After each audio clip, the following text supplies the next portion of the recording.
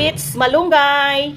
Kapag nagulay kayo ng ganito, piliin nyo yung medyo malaki, basta hindi siya matigas kasi yun yung may laman. Pag ganito kasi kalalaki, wala itong laman. Sa mga taga-ibang lugar dito na hindi alam na niluluto itong bunga ng malunggay, so ganito lang po yung gagawin nyo. Ganito siya magbalat, oh.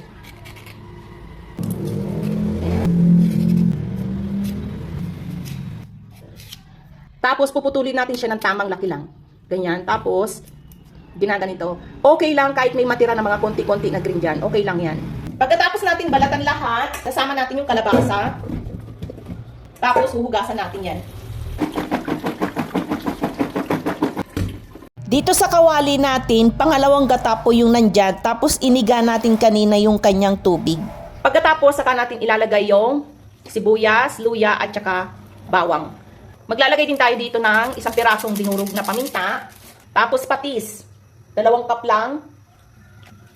Haluin natin, palalabasin lang natin yung aroma ng mga ricado. Kapag kumulo na siya at lumabas na yung aroma ng mga ricado, maglalagay naman tayo dito ng Knorr cubes. Tunawin lang natin yung Knorr cubes. Kapag natunaw na yung Knorr cubes, ilalagay naman natin yung manok. 100 mahigit lang to.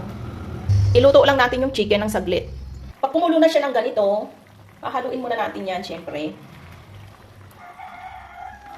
Huwag muna natin takpan para mag-evaporate yung tubig niya.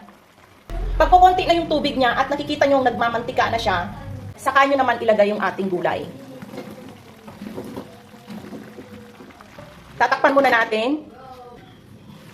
Hahaluin din natin yan minsan at i-check para hindi siya magdikit sa ilalim. Para pantay din yung kanyang pagkakaluto.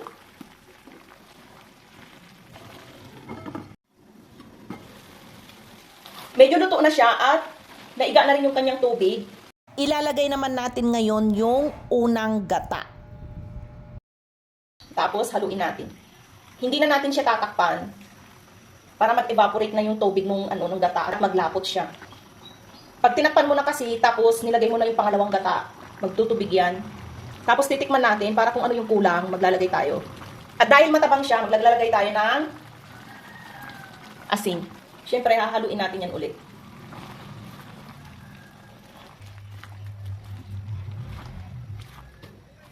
Ilalagay ko na din itong bulaklak niya.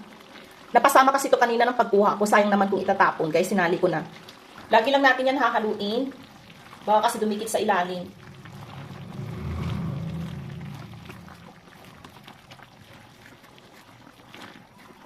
Tikman natin ulit.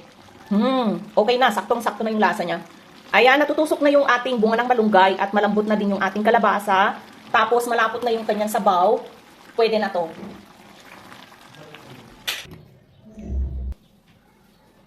Diba ito? Marami siyang sauce. Ganon. Tapos bubuksan mo siya dito sa gitna. Ayan. Tapos bubuksan mo siya ng ganyan. Kukunin mo lang yung laman niya. Ganito. Ganyan. Ganyan. Tapos dikit yung ngipin mo. Tapos, dito babalik mo siyang ganyan. Tapos, kukunin mo ulit ganito. Oh, di ba? Ito, hindi siya kinakain. Katapon na to. Ganun lang, di ba? Po. Yan, ganun. Pero kinakain din to, laman niya. Nabuksan mo. Mm.